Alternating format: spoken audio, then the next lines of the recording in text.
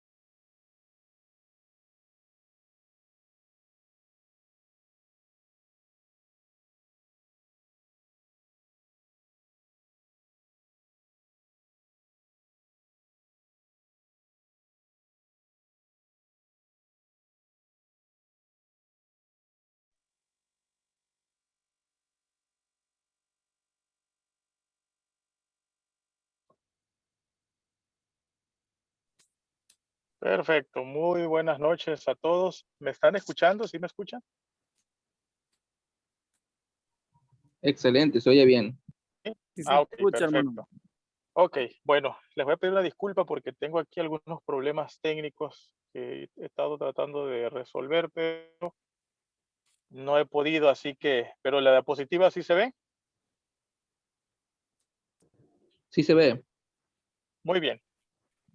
Bueno. Sí, sí se ve. Ok, perfecto. Entonces eso es lo más importante ahorita, que vean la diapositiva más que verme a mí y que me escuchen bien. Bueno, hermanos, vamos a orar. Para iniciar, les doy la más cordial bienvenida bienvenida a todos, a todas, a este webinar. Como les decía, tengo un problemita ahí con el tema de la cámara, que no sé por qué no se ve bien, pero bueno, vamos a avanzarle. Sean todos bienvenidos a a esta segunda semana perdón, sí, segunda semana y cuarta clase.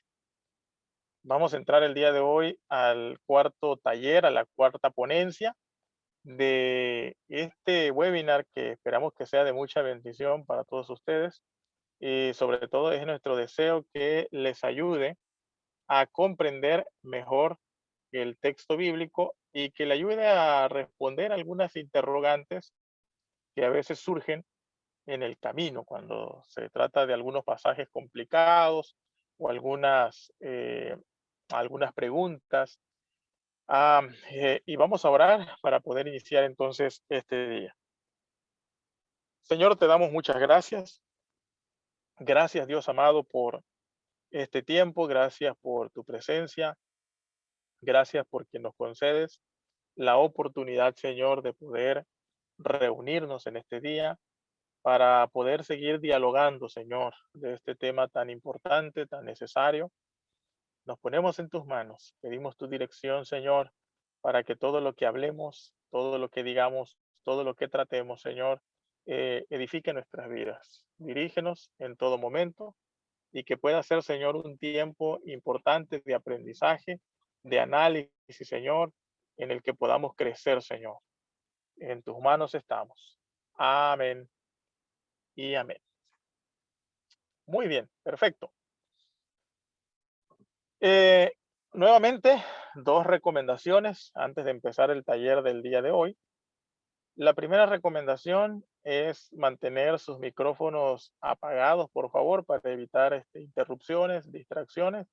Tenga ahí atento su micrófono. Eh, También en esa misma línea, yo voy a dar la ponencia, voy a tratar de ir avanzando. En esta ocasión voy a hacer unas pausas a los 20 minutos de la ponencia, 20, 25 minutos, pues para respirar, tomar un poquito de agua ahí y también dar el espacio para que usted pueda hacer preguntas de lo que voy a mencionar en la clase o en la charla del día de hoy. La segunda recomendación es también la que yo mencioné anteriormente, y también lo quiero enfatizar. Esta es una ponencia netamente teológica, apegada mucho al análisis científico y exegético del texto bíblico. Tomamos como fundamento la historia, la exégesis y otros caminos más para tratar de reconstruir cómo se formó el texto.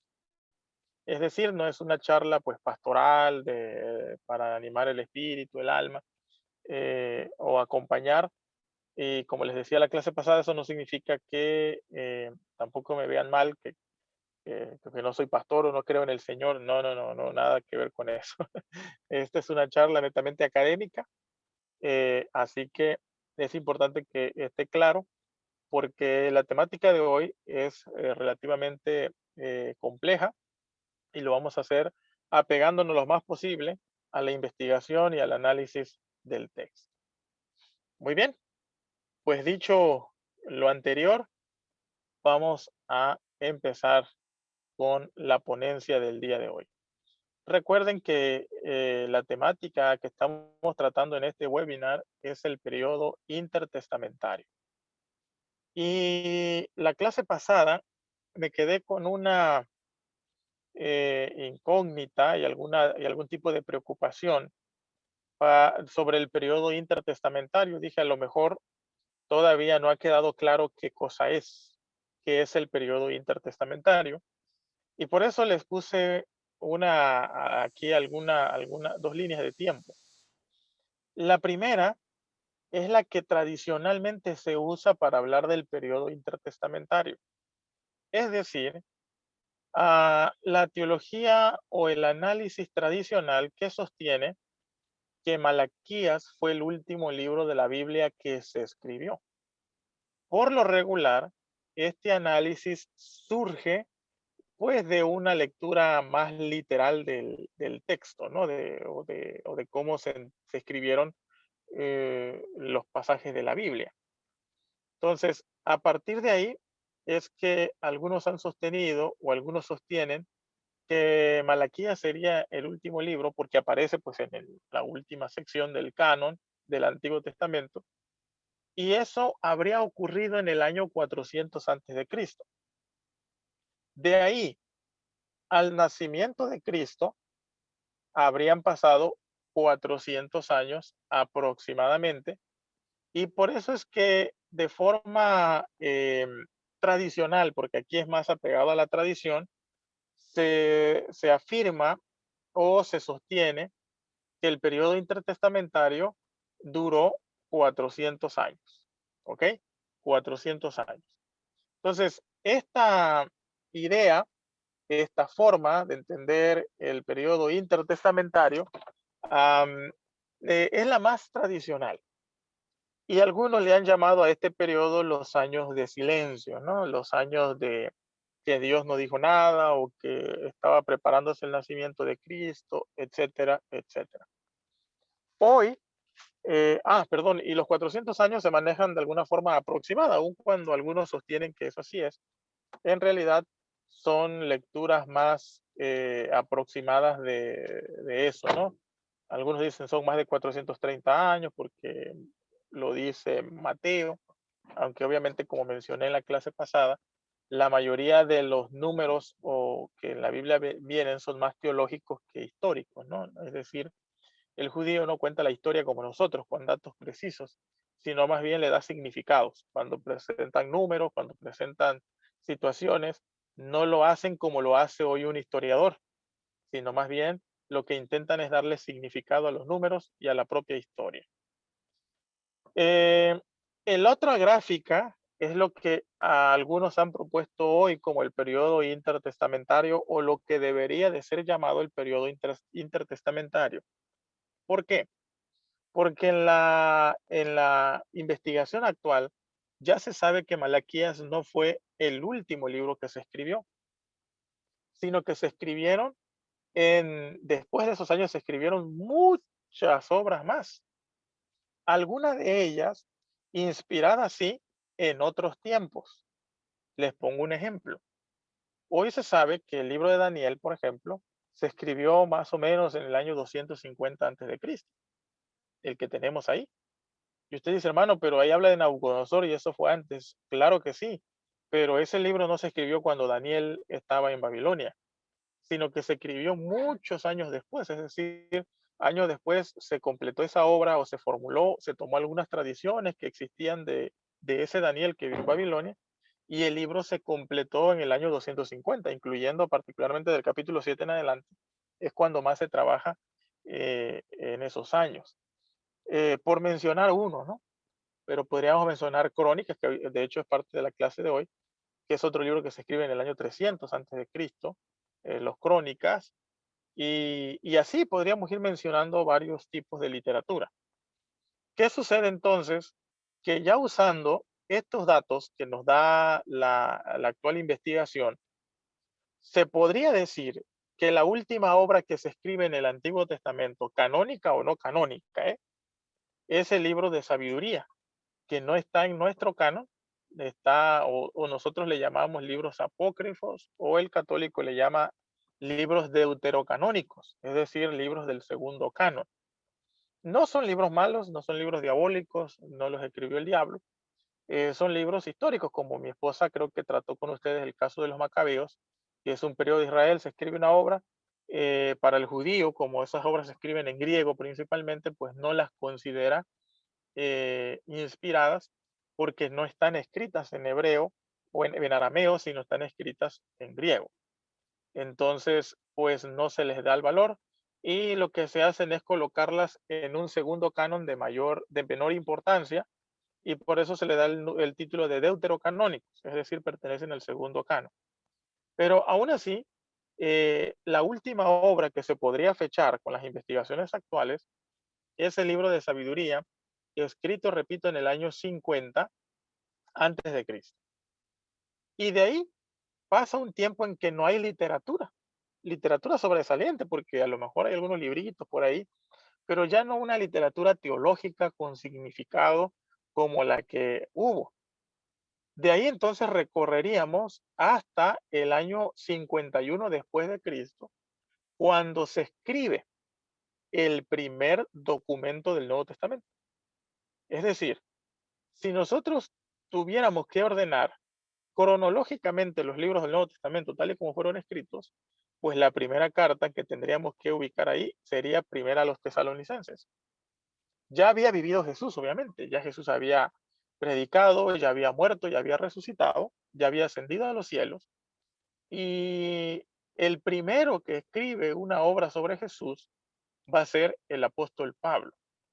Y escribe primero a los tesalonicenses debido a que algunos estaban tristes porque habían muerto y decían, y cuando Cristo venga, ¿qué va a pasar con los muertos? ¿No? Que ya se murieron, no van a ver a Cristo. Y entonces esa obra es principalmente para motivar a los creyentes a mantenerse firmes, sabiendo que van a resucitar. Y de ahí empiezan a surgir ya otro tipo de y más obras. Pablo escribe muchas más, con las que tenemos ahí en la Biblia, y después van a aparecer los evangelios. Algunos creen que en el año 70, 80, 85 van a aparecer algunos evangelios. Marcos sería el primer evangelio, por ejemplo, que se escribe, eh, un poco más acá, como en el año 60 aproximadamente, pero o sea, unos 10 o incluso hasta 15 años después de la primera obra de Pablo. Si es así, entonces usando esta cronología actual, el periodo intertestamentario iría del año 50 antes de Cristo, cuando se escribe este último libro judío, hasta el año 51, donde se escribe la primera obra cristiana, porque hay que entender que el libro de sabiduría todavía es una obra judía y el libro de Primera a los Tesalonicenses es una obra cristiana. ¿Ok?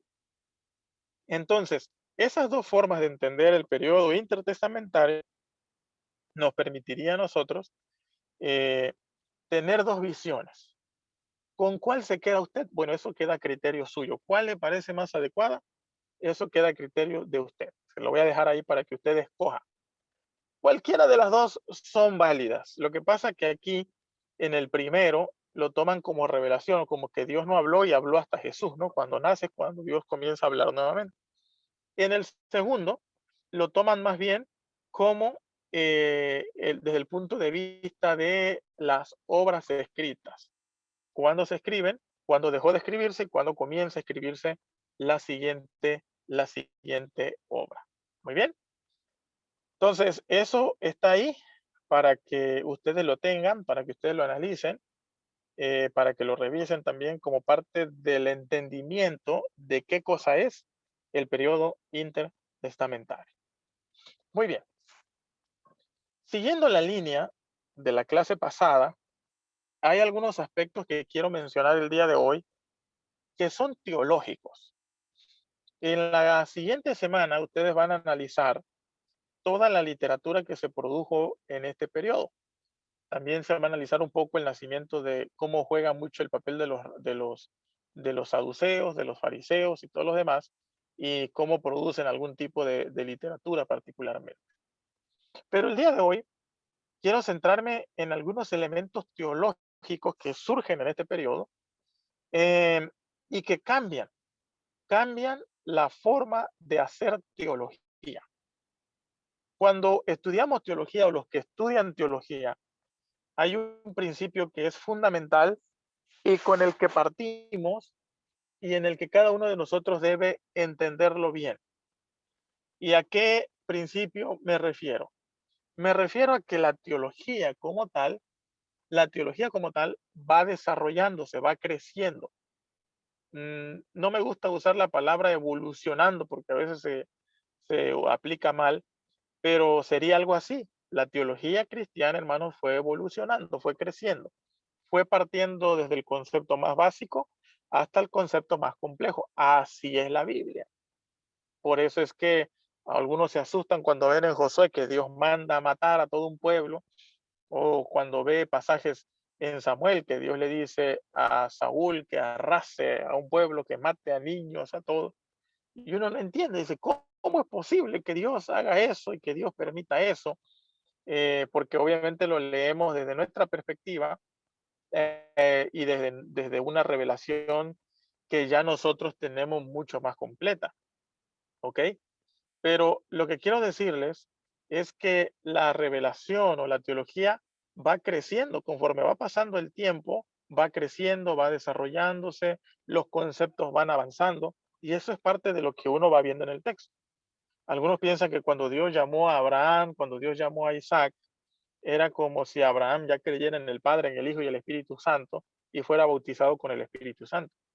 Y pues no, realmente Abraham no sabía nada de eso. Era un nómada, una persona que venía de Ur de los Caldeos y que cuando viene y conoce al Señor, su vida comienza a cambiar y empieza a entender muchos conceptos de Dios. Incluso el sacrificio de su hijo Isaac tiene una connotación teológica súper interesante, porque él venía de una provincia donde sacrificaban humanos, por ejemplo, en Ur de los Caldeos, el sacrificio de los humanos era una práctica corriente, una práctica común. Entonces, cuando Dios le dice, sacrifícame a tu hijo, a Abraham le duele como padre, pero no crean que o le cayó o lo interpretó como lo interpretaríamos nosotros. Si Dios me dice, oye, a mí, sacrifica a tu hijo, pues obviamente que uno se aterraría, ¿no? Uno se asusta, porque eso dice, ¿cómo es posible? Eso no tiene sentido. Pero en el caso de Abraham, esa orden le cayó de lo más normal, porque los sacrificios humanos eran parte de, de la religión de cananea, perdón, de Mesopotamia, donde él venía, de los caldeos. Entonces, pero Dios lo va a tomar a él para irle enseñando quién es él. Entonces, ese desarrollo teológico lo vamos a ver en el texto. Y todos los que analizamos el texto, todos los que estudiamos el texto, tenemos que tener en cuenta eso. Entonces, cuando termina el Antiguo Testamento y se van escribiendo algunas cosas, hay un cambio teológico en este periodo. Y quiero que veamos por lo menos tres. Hay muchos más y créanme que nos llevaríamos unos 10 webinars para analizar uno por uno, pero hemos escogido los que les mencioné la semana pasada, el tema del judaísmo, el tema de la Torá, para que ustedes vean cómo eso se afirma y después se introduce al Nuevo Testamento. Pero el día de hoy quiero hablar de 3 elementos teológicos que nacen ahí y se fortalecen. Y el primero de ellos es la trascendencia de Dios. La trascendencia de Dios. ¿A qué se refiere esto? Bueno, a partir del siglo V antes de Cristo, vamos a ver ya en los escritos que van a ocurrir en esa época, lo que Dios está revelando, lo que están escribiendo, vamos a encontrar que ya hay una distancia considerable entre Dios y el hombre. Es decir, uno va a ver aquí, en este periodo, que cada vez se acentúa mucho más su trascendencia. ¿Ok? Es decir, Dios se le sitúa en otro mundo, en otro lugar. ¿Sí? ¿Alguien puede leerme Jeremías 23-24, por favor? ¿O puede leernos Jeremías 23-24?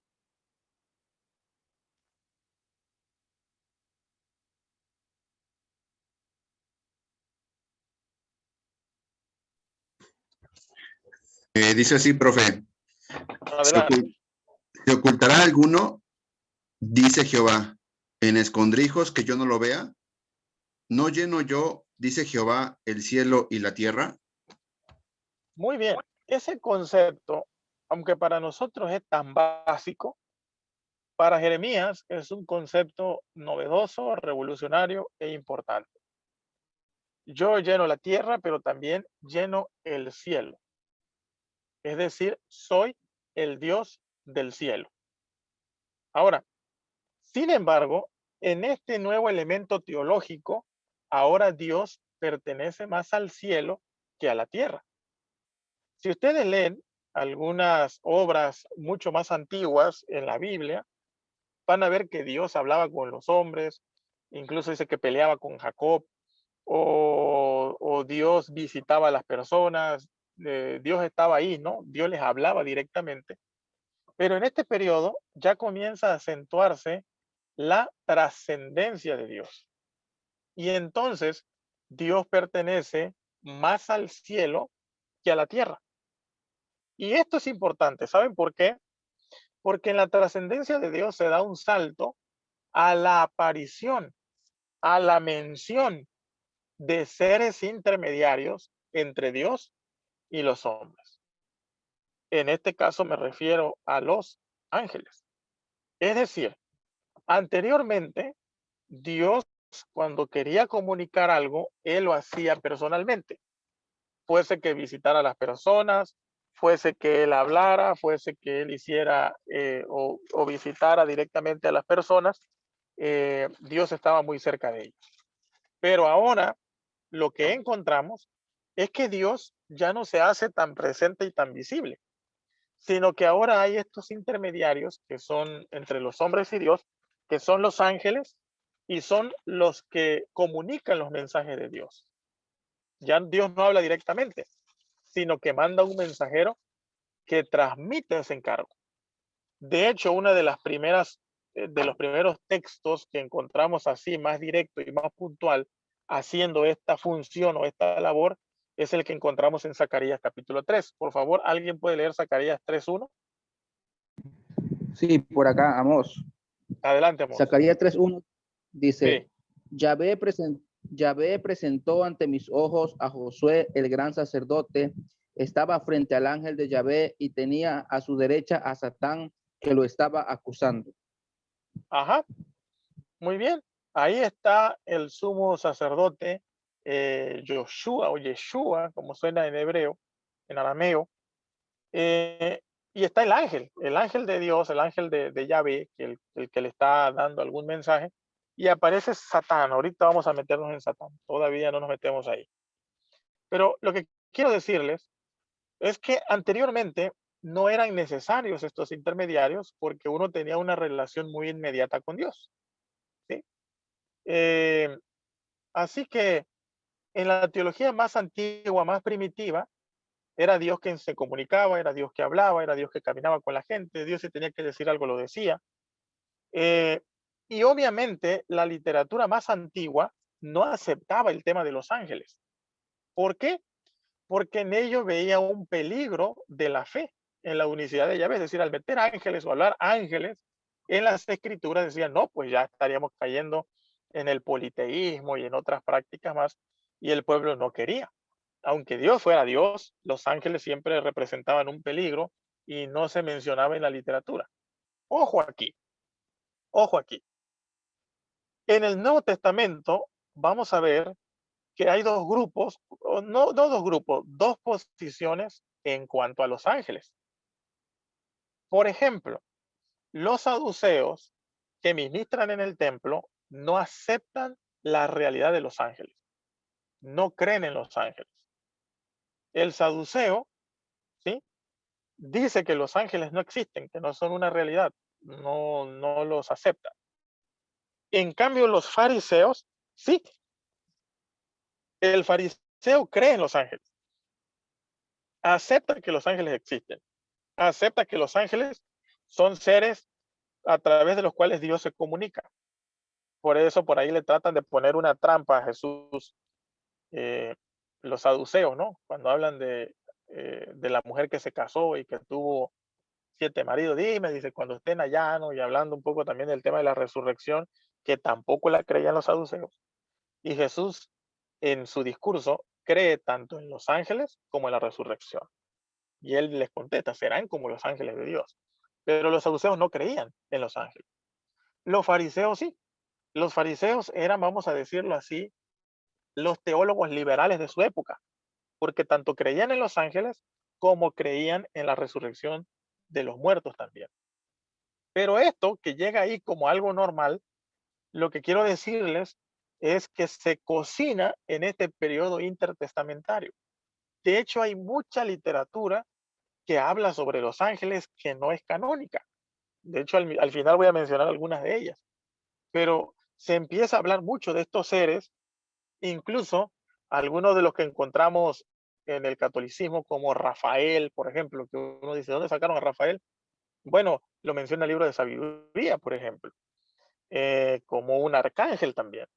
Nosotros en la Biblia conocemos a Gabriel y conocemos a Miguel, pero estos tienen mucho protagonismo porque uno sale del Antiguo Testamento y no encuentra ni a Gabriel por ningún lado. Y de pronto ya uno entra al Nuevo Testamento y de pronto ya Gabriel es como alguien que conocen. Pero quiero decirles que todo esto se mencionó en el periodo, en el periodo intertestamentario. Estos personajes tienen mucho protagonismo. ¿Ok?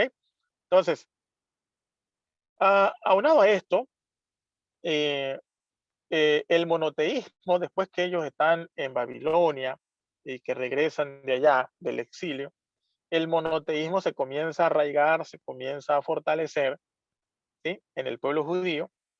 Eh, Ahora dispone Dios sobre legiones de espíritus que le sirven. Ya se empieza a hablar en este periodo que Dios no está solo, sino que tiene una corte de ángeles que están alrededor de él, que lo acompañan, que, que van y vienen, que llevan los mensajes, que hablan en nombre de Dios, etcétera, etcétera. Entonces, todo esto se formula en este periodo. Ahora, ¿y por qué? Porque el monoteísmo ya está muy arraigado, muy bien desarrollado, muy firme, de tal forma que ahora ya no peligra el monoteísmo de Dios o Dios como un solo Dios.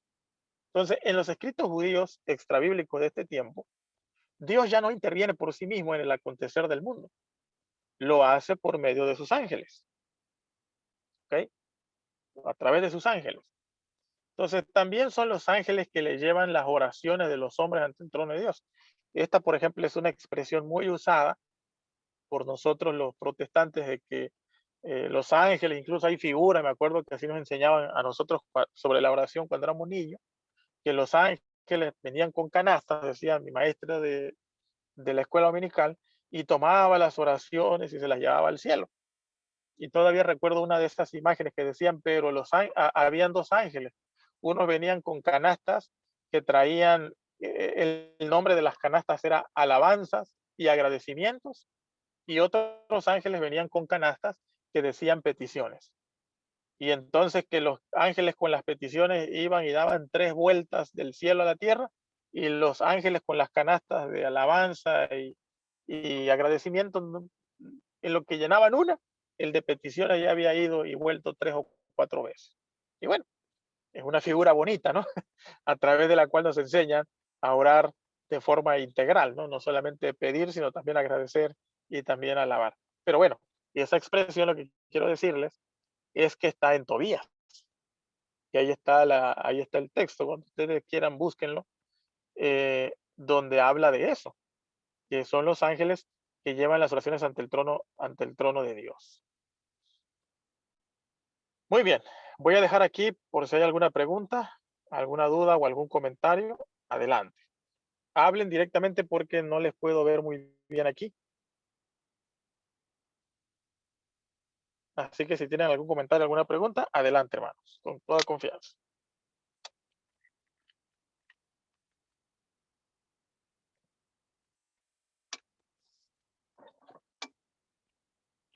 ¿No hay?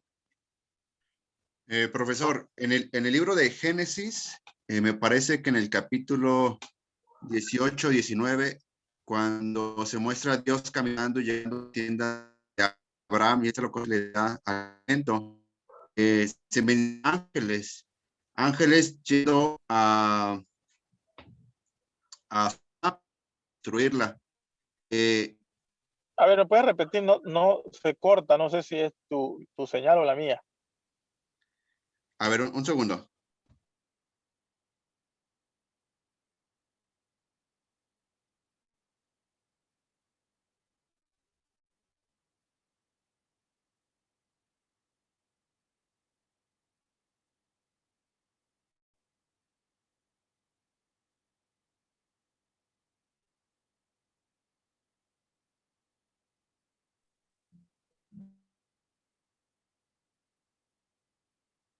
Profe, otra vez yo. Decía que en el libro de Génesis, Ajá, capítulo 18, creo que 18, 18, 19, me parece que ya escribieron ahí, ujú.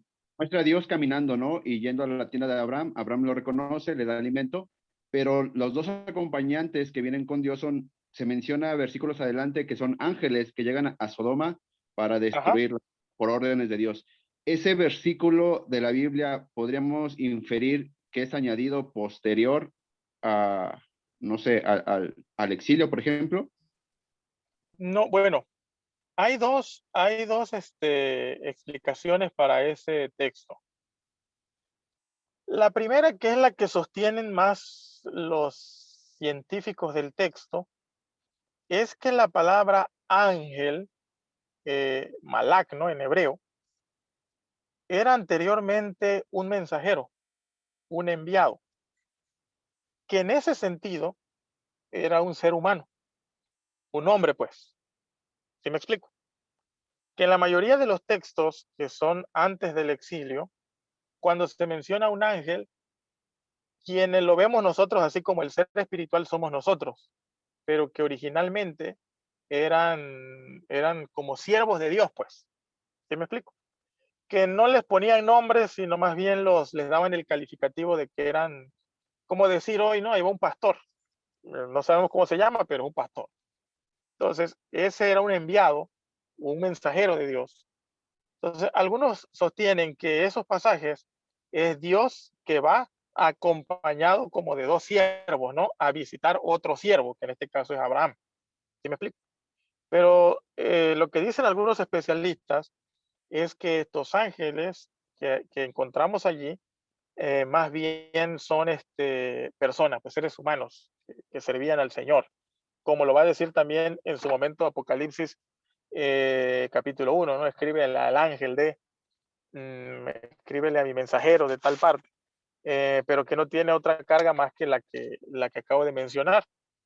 Lo que ocurrió en el exilio, más bien, es que estos ángeles dejan de ser seres humanos como se concebía anteriormente para convertirse en seres más espirituales. No sé si me expliqué. Sí, profe, perfectamente, gracias. Y la otra es que puede ser un añadido posterior, ¿no? O que fue incrustado como fue construido el Pentateuco, ¿no? Eh, pero bueno, puede ser porque hay ciertas partes cuando se compone el Pentateuco que no se sabe, ¿no? De si eran antiguas o eran nuevas. Pero eso es lo que dicen los especialistas, que anteriormente en el texto, lo que pasa es que nosotros ya cuando vemos ángeles en toda la Biblia, le damos la carga que adquirió en el periodo intertestamentario, la carga de un ser espiritual, como pasa ahí y como en el Nuevo Testamento también está así, pues son seres ya celestes, pero que antiguamente no lo eran, sino era como decir hoy un pastor, ¿no? O vinieron dos pastores a visitarme. Eh, Así más o menos, ¿no? Vinieron dos, vino Jehová y vinieron con él dos pastores, dos siervos del Señor, y ya que en su momento no representaba otra cosa más que eso, ¿no? Pero ya con el tiempo y por la carga que se le dio después, entonces nuestra interpretación se vio modificada. Profe, que es como la figura del ángel de Jehová, que normalmente se enseña que es como Jesucristo, ¿no? Pero en realidad, pues es otro Ajá, significado. sí, es un poquito más específico, más explícito, es el mensajero o el enviado de Yahvé, eso significa, el enviado de Yahvé.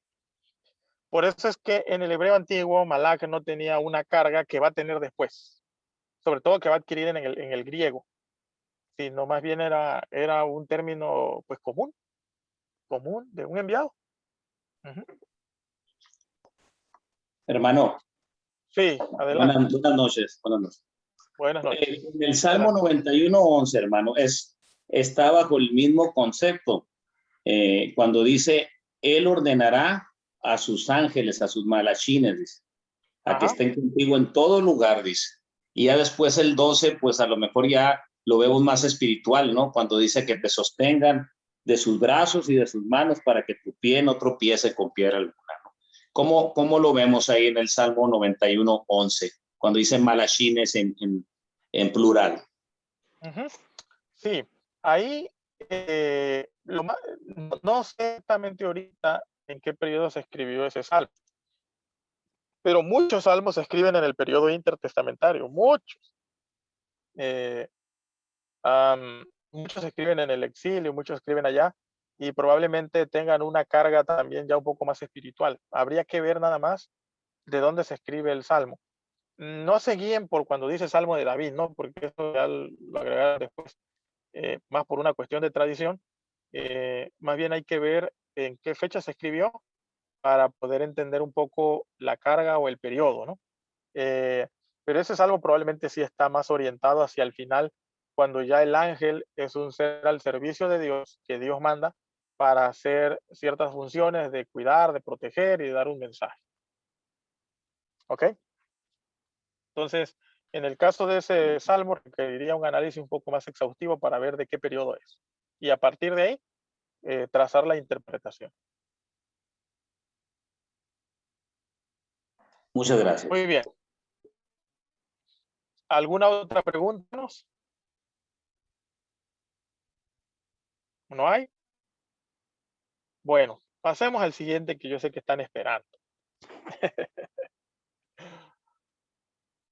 Otro concepto que se hace muy fuerte en el periodo intertestamentario, aparece ahí, y es el concepto o la aparición del personaje de Satanás. Cuando uno lee antes o los escritos que se escribieron antes de este periodo, mm, no había una figura de diablo. Usted no van a encontrar a David reprendiendo al diablo, a Moisés orando contra el diablo, a Elías diciendo que aten al diablo o que Satanás es el que los lleva a la idolatría. No. ¿Por qué? Porque el concepto de Satanás no está presente todavía en la teología judía. No es parte de. ¿Cómo se explicaba el mal? Porque el Satanás en la teología es la figura que se relaciona con el mal. Entonces, como el pueblo de Israel era monoteísta, rechazaba con firmeza la creencia en dioses malos o en demonios como sí tenían las otras culturas. Por ejemplo, por lo regular en todas las otras culturas que son politeístas hay un dios que es el principal, un dios bueno, pero también está su contraparte, ¿no? El dios que es como el villano, el que hace las cosas malas. Eh, para Israel no. El mal, cuando era mal, lo provocaba Dios, pero quiero que entiendan que no era un mal en el sentido de dañar o de matar o de destruir por destruir. No, sino que algunas desgracias que ocurrían, Israel las entendía como que Dios las había permitido, ¿ok? Incluso en algunos pasajes dicen que Dios las había provocado, no solo permitido, sino provocado, porque pues así era un poco la forma en que explicaban antiguamente algunas situaciones relacionadas con el mal. ¿Ok? Em, como dije, Yahvé en este caso era el autor del mal, pero al final no era mal por mal, pues. Era como cuando uno castiga a un hijo, ¿no? Le da una nalgadita eh, y uno no lo hace porque quiere matar al niño, sino más bien porque lo quiere corregir, ¿no? Quiere que entienda porque uno busca su bien. Así interpretaba Israel, por eso en Job va a decir en el capítulo 3, ¿se acuerdan? Cuando la mujer de Job le dice, maldice a Dios y muérete. Y él dice, recibiremos el mal de parte de, recibiremos el bien y no solo el mal. Y así podríamos ir revisando todos los otros pasajes, como el espíritu malo de parte de Jehová, que atormenta a Saúl, em, etcétera, etcétera. Entonces, sin embargo, después del destierro babilónico, el monoteísmo, ya estamos hablando de lo que ocurre en el periodo intertestamentario, salió purificado y fortalecido, como dice aquí. ¿Ok? Y aquí ya vamos a empezar a ver algunos bocetos de este personaje que sí va a ser ya protagonista en el Nuevo Testamento. ¿Sí? Como parte, dice aquí, de la trascendencia de Dios, aparece Satán como figura. Satán es el contraste del mensajero o del ángel que trae un mensaje.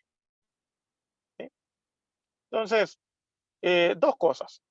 Satán es la contraparte del mensajero, pero también en la teología, acuérdense, por eso es importante que recuerden lo que dije al inicio, la teología bíblica es una construcción y algo que va creciendo y creciendo hasta llegar a la revelación plena que es en el Nuevo Testamento. Aquí ya se había vuelto inconciliable que Dios, en su alteza y en su majestad y en su santidad, fuera el causante del mal. ¿Ok? Y usted me dice, hermano, ¿dónde viene el mal? Si acá, bueno, no es una clase ahorita para hablar del mal, solamente estamos hablando de lo que ocurre en el periodo intertestamentario y cómo cambia el concepto. Entonces, lo que ocurre aquí es que ya en esta teología judía, Dios ya no podía ejecutar el mal. No, Dios es santo y en su alteza y en su santidad no le corresponde a él las cosas malas que ocurren. Y comienza a tomar relevancia la figura de Satán, ¿ok? Que tiene varias funciones, Satanás. La más conocida es el acusador, ¿no? Pero tiene varias funciones. Veamos un ejemplo de esto. El cronista, o el libro de los crónicas, se escribe más o menos en el año 300 antes de Cristo. Es lo que les mencionaba hace un momento, que algunos libros hoy se sabe que no se escribieron antes de Malaquías, como anteriormente se pensaba, sino que son ya de un periodo posterior, como en este caso, el cronista, que es del año 300 antes de Cristo. ¿Ok? El cronista que toma como base el libro de Reyes y el libro de Samuel para componer las crónicas después del exilio, recuerden, o bueno, no sé si ya lo han estudiado, pero las crónicas lo que intenta es reconstruir la historia de Israel antes del exilio y mantener viva la esperanza y la promesa davídica en la mentalidad de este nuevo pueblo. Y digo nuevo porque pues ya lo mencioné en la clase pasada, ¿no? Es un nuevo pueblo que llega, etcétera, porque son los que nacen en Babilonia. Así que la función que tiene el libro de Crónicas es mantener la promesa davídica y la esperanza del reino y lo que Dios había prometido en la mentalidad. Y se escribe Crónica. Y para hacerlo se va retomando muchas de las fuentes que se tienen de Samuel, Reyes, otros escritos, y se va ampliando en otras cosas que consideran importantes. ¿Qué pasa con el cronista? Como ya está en otro periodo, hay ciertas teologías que ya no son compatibles con el nuevo Crónicas. Y entonces va a hacer unos cambios en la transliteración de algunas narrativas. Veamos la primera. Primer libro de Reyes, capítulo 12, versículo 15. Vamos a compararlo con segundo de Crónicas 10:15. Alguien que me ayude, por favor.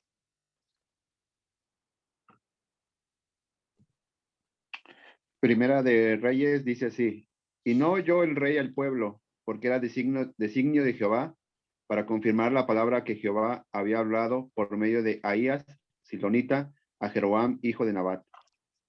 ¿Ok? Y no yo, porque era designio de Yahweh. Ahí viene el tetragramatón, el nombre sagrado, que todavía en Reyes se mencionaba así, ¿no? Dios era designio de él. Pero miren que cuando se escribe el Crónicas o cuando el cronista nos va a contar la misma historia y nos va a narrar las razones y las consecuencias de eso, ya entonces va a cambiarlo. Ya no va a usar, va a omitir el tetragramatón o va a omitir la expresión Yahvé para incluir otro término. A ver cómo dice el segundo de Crónicas 10:15. Yo, profe. Adelante. Dice, y no escuchó el rey al pueblo, porque la causa era de Dios, para que Jehová cumpliera la palabra que había hablado por Ahías, silonita, a Jeroboam, hijo de Nabat. Ajá. Eso que aparentemente para nosotros es insignificante porque dice Dios al final de cuentas, es en realidad, obedece en realidad a, a una intencionalidad teológica. Ya para el cronista le incomoda mencionar el nombre sagrado de Dios, causante de eso que se está narrando ahí, y prefiere el nombre genérico de Elohim, ¿no? ¿Ok? Que es el nombre más genérico de Dios. Entonces lo omite ya por razones teológicas. Sin duda el ejemplo más claro de esto lo vamos a encontrar en 2 de Samuel 24:1, comparándolo con Crónicas capítulo 21, versículo 1. Alguien que me ayude, por favor. Segunda de Samuel 24:1 dice, volvió a encenderse la ira de Jehová contra Israel, e incitó a David contra ellos a que dijese, ve, haz un censo de Israel y de Judá. ¿Ok? ¿Se dan cuenta? Se enciende la ira de Dios y Dios incita, provoca, mueve a David a que haga un censo. Pero miren ya el cambio que ocurre de la misma historia, solamente que muchos años después, en esta época ya del cronista. ¿Cómo dice primero de Crónicas 21? Pero Satanás se levantó contra Israel e incitó a David a que hiciese censo de Israel. ¿Se dan cuenta? Aquí el cronista ya no dice que Dios incitó a David, porque ya en esa teología de ahora ya no cabe. No, Dios no puede hacer eso. Entonces, quien incita a David ya no es Yahvé, sino es Satanás. Y aquí a algunos les causa ahí conflicto y crisis espiritual, porque dicen, bueno, y al final de cuentas, resuélvame usted, pues, ¿quién fue? ¿O fue Dios o fue Satanás? No, hermano, en teología no se resuelven las cosas así. Lo que ocurre aquí es que el hecho está, David censó al pueblo. En la teología más primitiva, decían que había sido Yahvé quien había incitado a David, pero ya años después dicen es Satán quien incita a David. Entonces, el hecho está, y al final de cuentas es un pecado que David va a terminar pagando, y lo va a terminar pagando muy caro, y es lo que tratan de retratar o de explicar los dos, solamente que de diferentes perspectivas. Muy bien. Otro de los datos que encontramos aquí con el tema de Satanás es que Satanás aparece bien descrito como el acusador. Es una de las características principales. Ahora, seamos honestos, hermanos, aquí con la historia.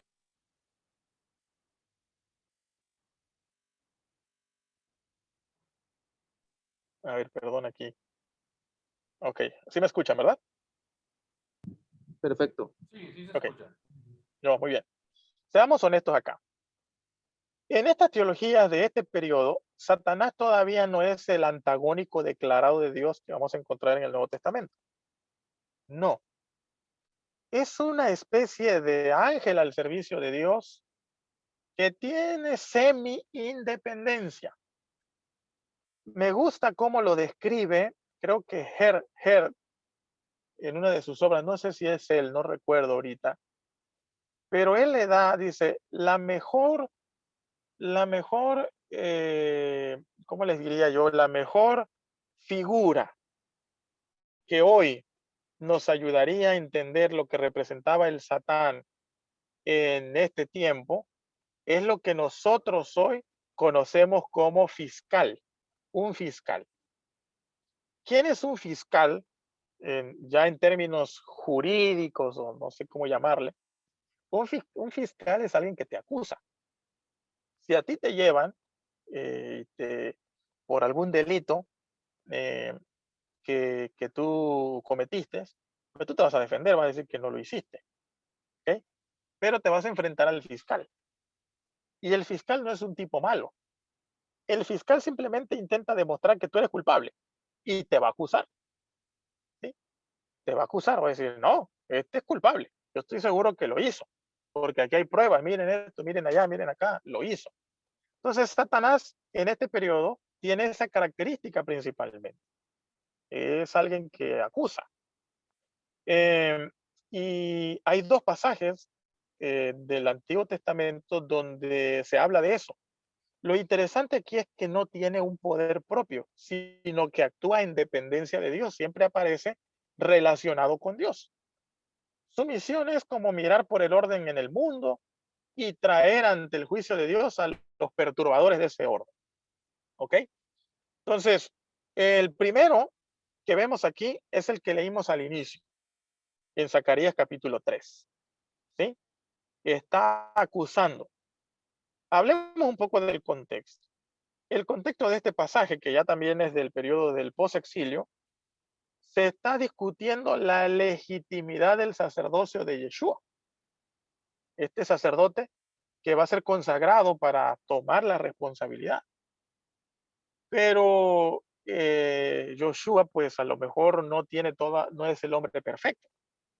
Y cuando se está en esa parte de la consagración, que es lo que nos narra Zacarías 3, el ángel de Jehová le está dando el mensaje a él, viene Satanás y lo acusa. Vamos a leerlo otra vez, por favor. Zacarías 3. Me ¿Lo leo? mostró al sumo sacerdote Adelante, hermano. Josué, el cual estaba delante del ángel de Jehová, y Satanás estaba a su mano derecha para acusarlo. Ajá, continúa el siguiente versículo. Y dijo Jehová a Satanás, Jehová te reprenda, oh Satanás, Jehová que ha escogido a Jerusalén te reprenda. ¿No es este un pistón arrebatado del incendio? Ajá, uno más. Y Josué estaba vestido de vestiduras viles y estaba delante del ángel. Ajá, sigue leyendo uno más, por favor. Y habló el ángel y mandó a los que estaban delante de él, diciendo, quitadle esas vestiduras viles. Y a él le dijo, mira que he quitado de ti tu pecado y te he hecho vestir de ropas de gala.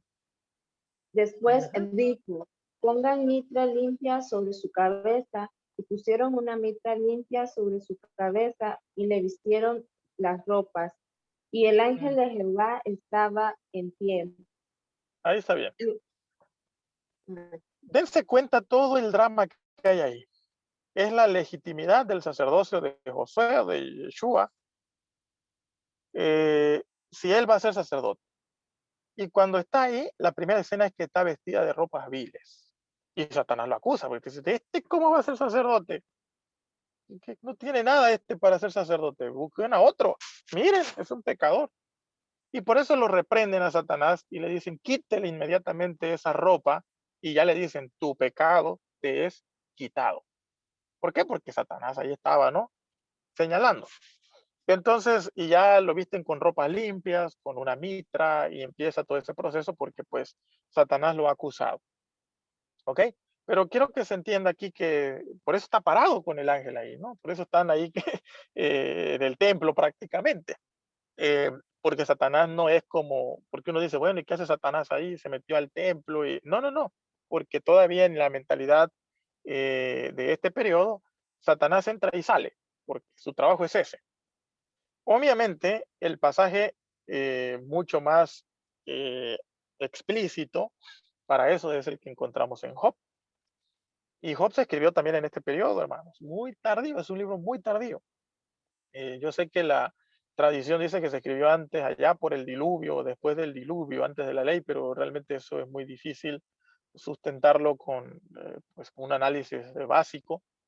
Job se escribió después. Y ahí uno ve claramente el papel de Satanás. Dice, llegaron los hijos de Dios a traer su reporte.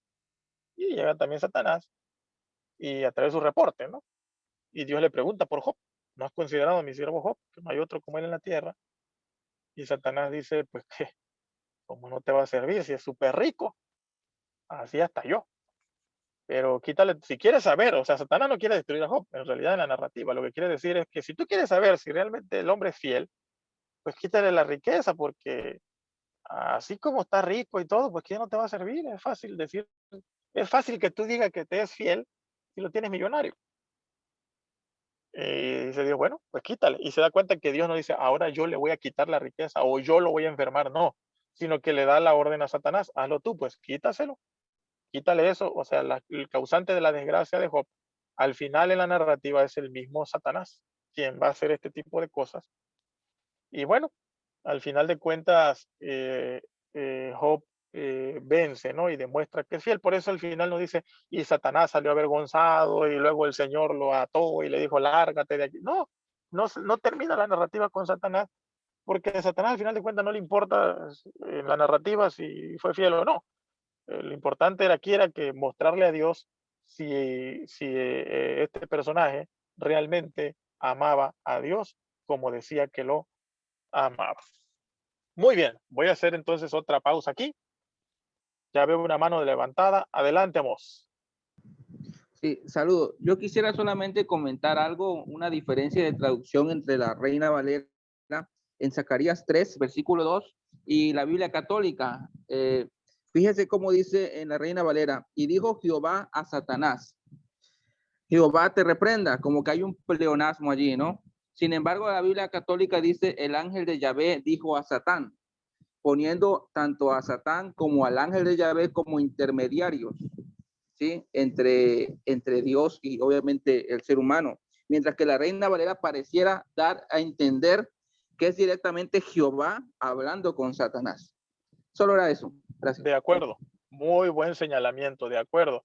Es que en el original así está, pues. Es de ángel a ángel, por decirlo de alguna forma. Los dos intermediarios hablando y discutiendo por el tema. Dios no está ahí. O sea, Dios, por eso digo, ya en este pasaje Dios es trascendente y manda a sus ángeles que hagan su labor, ¿sí? Y obviamente el mensajero en este caso tiene un mensaje puntual de Dios. Él es el sacerdote.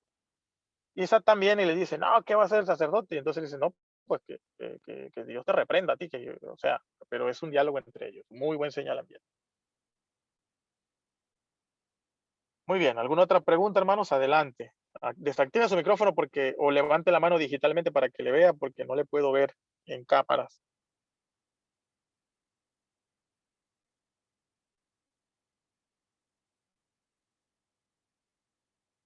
¿No hay? ¿Ok? Bueno, si no hay, vamos a seguirle entonces, porque ya llevamos la hora y todavía nos queda un punto más.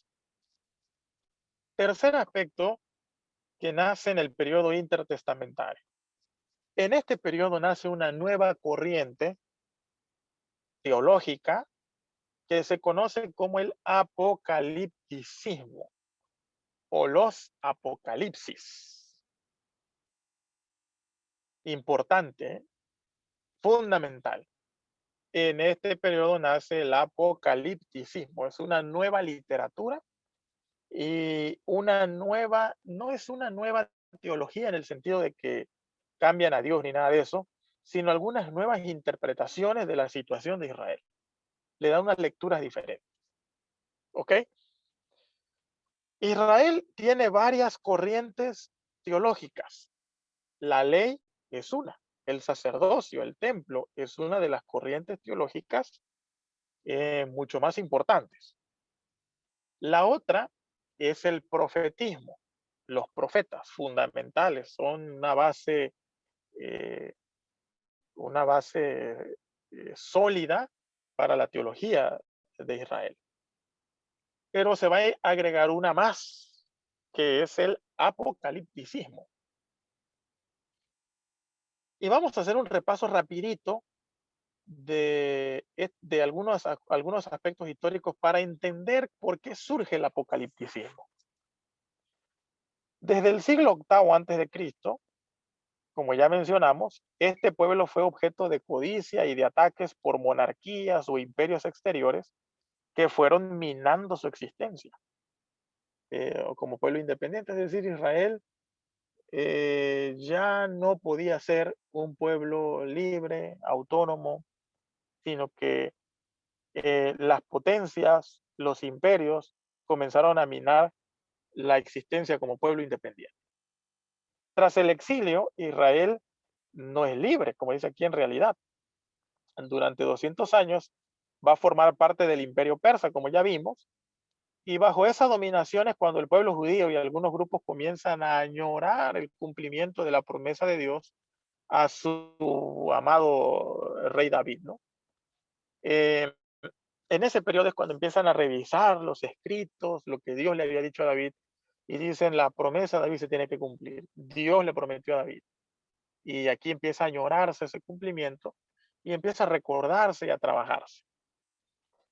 A pesar de que obviamente esos deseos son fuertes de que recuperaran su tierra, se estableciera la monarquía y se extendieran sus dominios, tal y como David lo había recibido, pues por desgracia no había, como dice aquí, visos de solución. No se veía por ningún lado que eso fuese a ocurrir. Viene Alejandro Magno y con sus campañas victoriosas cambió el poder mundial. Cuando Alejandro Magno se muere, pues ustedes saben que Israel no quedó libre del yugo extranjero, sino que pasó pues a poder de los reyes de Egipto, ¿no? Los Ptolomeos griegos. Y después cayó en manos de los Seleucidas, que también eran griegos.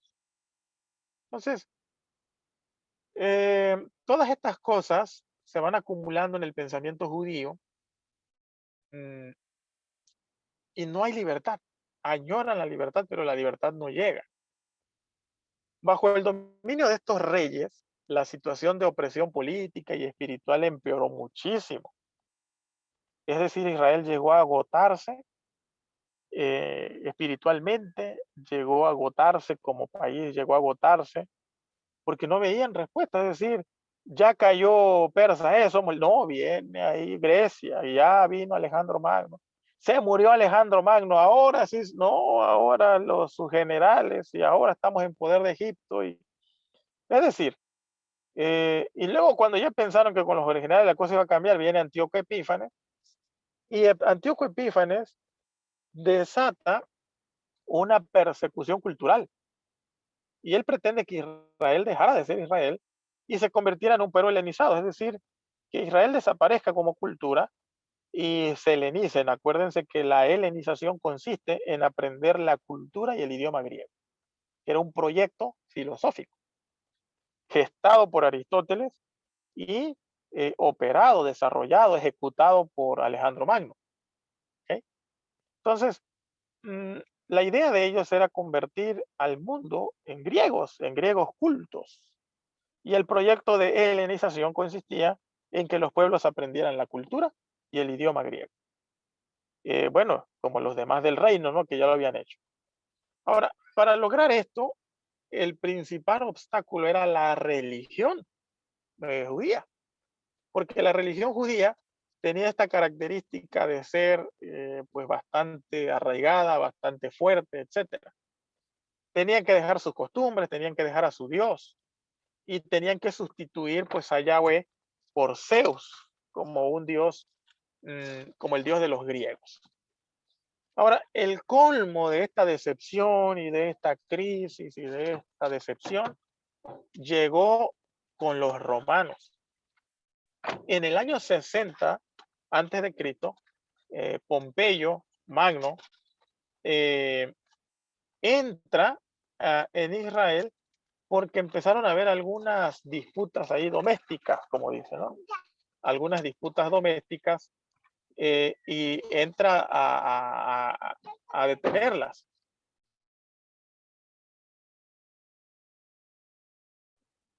Entonces,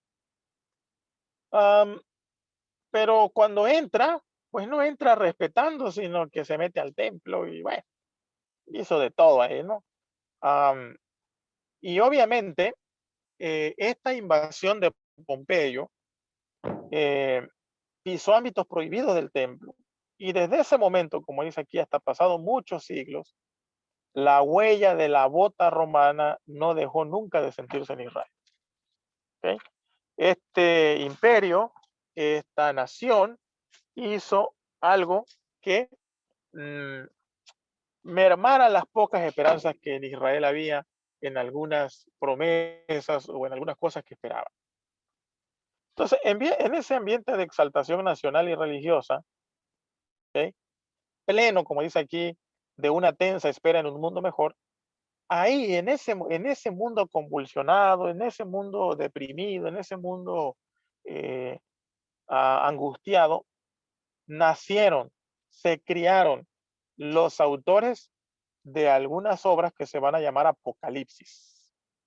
Tanto los judíos como algunos apocalipsis judeos cristianos, pero como estamos en el periodo intertestamentario, solamente vamos a hablar de los apocalipsis judíos. Ahora, antes de mencionar los apocalipsis judíos que se escribieron en esta época, quiero mencionar algunas cosas. El apocalipsis ya es otra forma de entender la intervención de Dios en la historia. Por ejemplo, el profeta era mucho más entusiasta. El profeta decía, las cosas van a cambiar. Si el rey cambia, pues la realidad cambia. El sistema funciona, decían los profetas, solamente que está dañado porque el rey es corrupto, el rey es pagano, pero era un poco más entusiasta. Dios le va a castigar, los va a regresar y los va a firmar, y había un positivismo en los profetas. Pero el apocalíptico es pesimista. El apocalipsis dice, no, ya nada va a cambiar. El mundo va empeorando, va de mal en peor, y ya nada lo va a cambiar.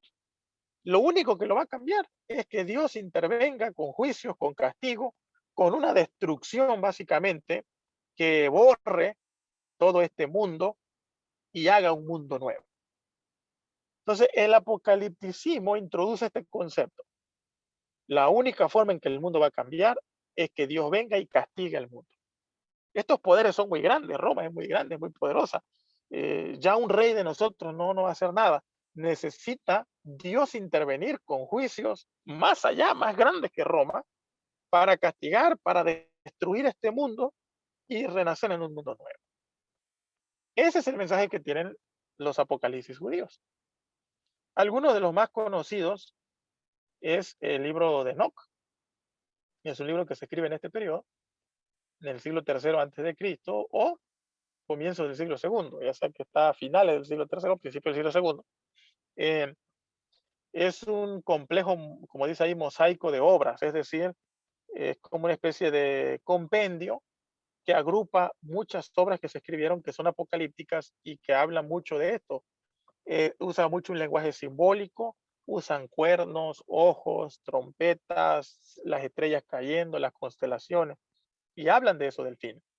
El mundo llega a su fin, no puede seguir más. Y bueno, quiero decirles algo.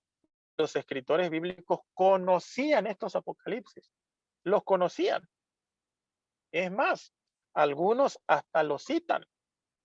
Por ejemplo, hay un libro apocalíptico que se llama La Asunción de Moisés, y eso lo cita Judas. La Asunción de Moisés, que es un libro apocalíptico de este periodo, habla de que peleaban por el cuerpo de Moisés, y que después Moisés resucita y se va, porque ustedes saben que Deuteronomio termina diciendo que Dios lo sepultó y ya. Bueno, después escribieron un libro apocalíptico de que Moisés, el cuerpo de Moisés lo encontraron y lucharon los ángeles, pero Moisés resucitó y ascendió a los cielos, ya en una visión apocalíptica. Y bueno, Judas lo menciona. Y no Judas lo menciona para decir que es verdad o que esas cosas ocurrieron, sino más bien como un ejemplo para hablar de los falsos maestros. Y lo menciona en su libro. También el libro de Enoch, si no mal recuerdo, o es el de los vigilantes, es el que menciona la famosa rebelión en el cielo de los ángeles. ¿Ok?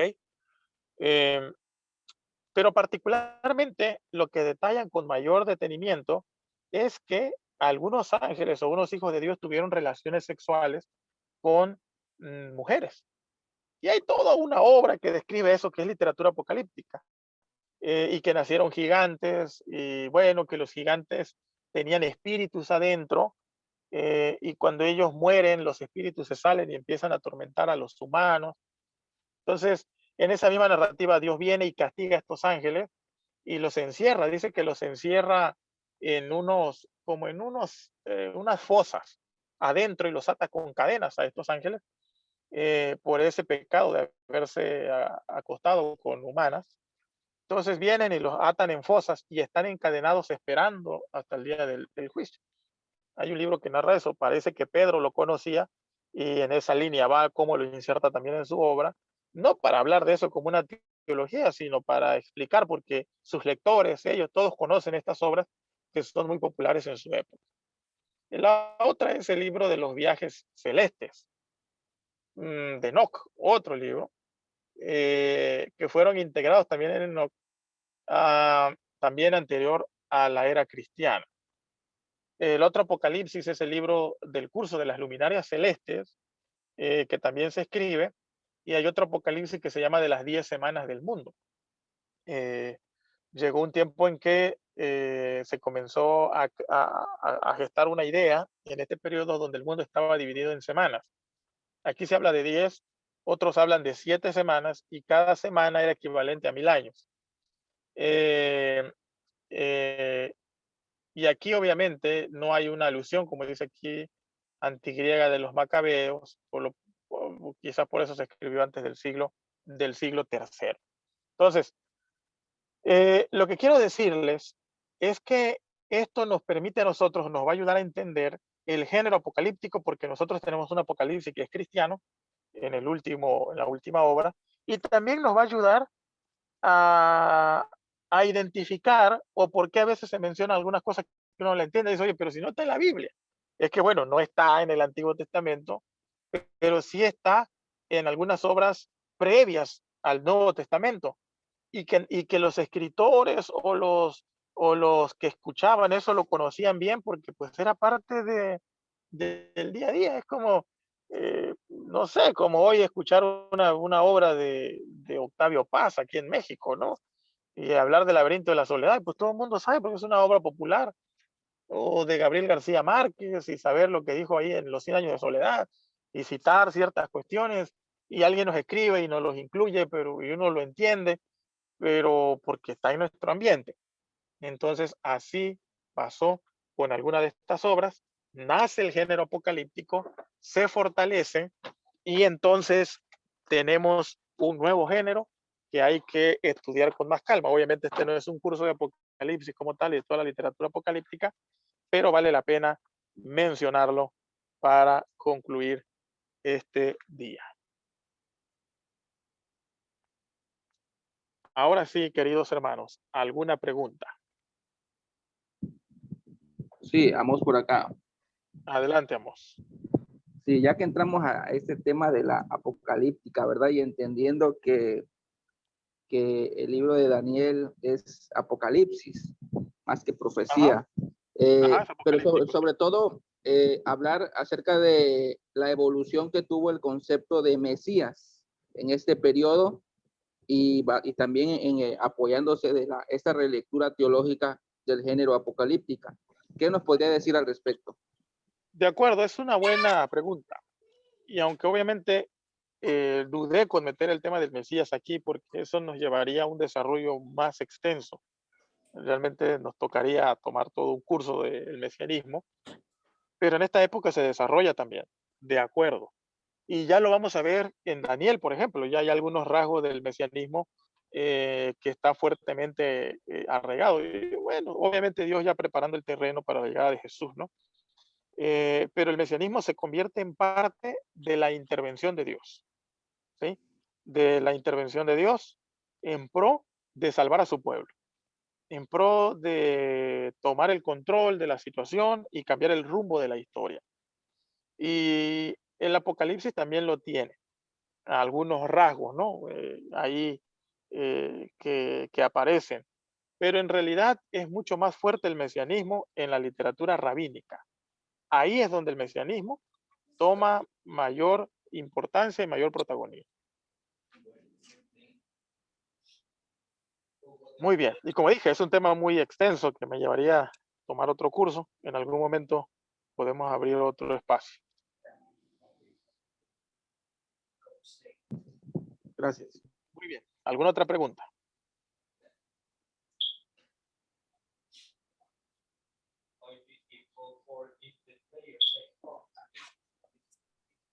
¿Ninguna, hermanos? Bueno, o como dijo Santana la semana pasada, o entendieron todo o no entendieron nada. Pero yo creo que sí entendieron todo, ¿verdad? Amén. Quedó todo claro.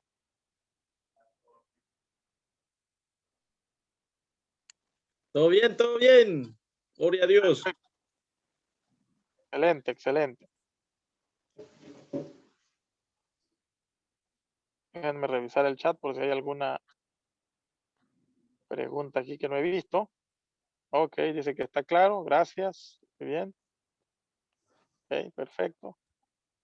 Buena exposición. Ok, muy bien. Bueno, hermanos, pues Profe, entonces de esta forma, sí.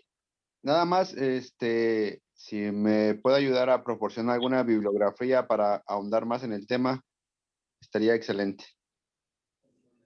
Ah, ok, ok. Para el tema que mencioné hoy, les voy a recomendar un libro que se llama, a ver, déjenme recordar, organizar mis ideas. El concepto del mal, así se llama, el concepto del mal. Es un libro de Herder. Revísenlo. De todas formas, yo en el chat voy a poner una lámina por ahí con la literatura de todas mis charlas para que ustedes las revisen con calma. Y si pueden comprarlas, cómprenlas. ¿Ok? Ahí les pongo una laminita con los nombres mejor, con los nombres, los autores, para que ustedes lo tengan. El lunes se lo pongo ahí en el chat eh, para que puedan conseguir alguna literatura. Profesor, Sí, adelante, Joyce. lo que pasa es que habían comentado, creo que la hermana o no sé si usted, de un grupo de WhatsApp de esta clase o de este curso, por si alguien quería retomar o ver otra vez las clases o alguna clase que no haya tomado. Pero yo no estoy dentro de ese grupo. Yo esto ya se lo comenté a Paco, y me dijo que me iba a meter, pero hasta ahorita no me ha dado respuesta sobre ese asunto. Ah, mira, no sabía que no estabas. Los demás sí están, ¿verdad? ¿O alguien más no está? Si alguien no está, por favor, dígame para ver qué pasó, porque no están. Pero Joyce, ¿tienes el número de mi esposa, de Anita? No, el único ¿No? número que tengo es el de Paco, que fue el que me metió al grupo, a este curso, y del rector, del hermano de Noé. Ok. Bueno, entonces ahorita mismo le mando un mensaje a Paco para que se vea tu caso. Ok, Claro que sí. Sí, muchísimas porque gracias. están en el chat. Ahora, esta clase queda grabada, hermano, queda como un enlace. Si usted puede solicitarla con toda confianza, no la solicite en el grupo, porque a veces se pierde ahí. Solicítela directamente al número de SEA, que está ahí en el chat, dígale, hermana, le pido por favor que me mande el enlace. Y ya se le manda directamente a usted, ¿ok? El enlace, porque no se ponen en el grupo, sino se le envía privado. Pero con toda confianza, usted dice, hermano, quiero revisarla. La clase tarda 2 o 3 semanas ahí arriba, ¿no? Ya después se quita por temas de espacios también, porque se guardan muchas otras clases. ¿Ok?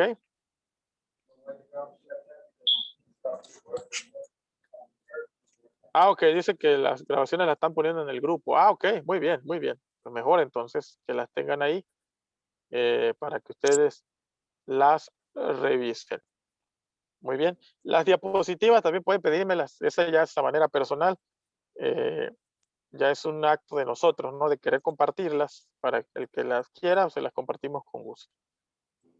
Muy bien. Una ofrendita. Hay una carnita asada o unas empanaditas o una mojarrita asada, depende de dónde nos vea. Con Ya esto está. lo arreglamos. Ya dijo. Claro que sí, con Un mucho camaroncito. gusto. Hay que ponernos de acuerdo. Claro que sí, claro que sí. Hay una cochi jabalí que le está esperando por acá. Ah, no, pues hay que ir a probarlo. Una vez nos ponemos de acuerdo. Mis hermanos, muy buenas noches. Dios les bendiga. Para mí ha sido un gusto acompañarles esta semana. El lunes empezamos con el profesor Javier para ir cerrando este webinar que espero que les esté aportando cosas importantes. Y como dicen, la buena academia genera más preguntas que respuestas, pero junto en las preguntas y en las preguntas vamos creciendo y vamos aprendiendo. Dios les bendiga. Buenas noches. Igual, Dios le bendiga. Saludos.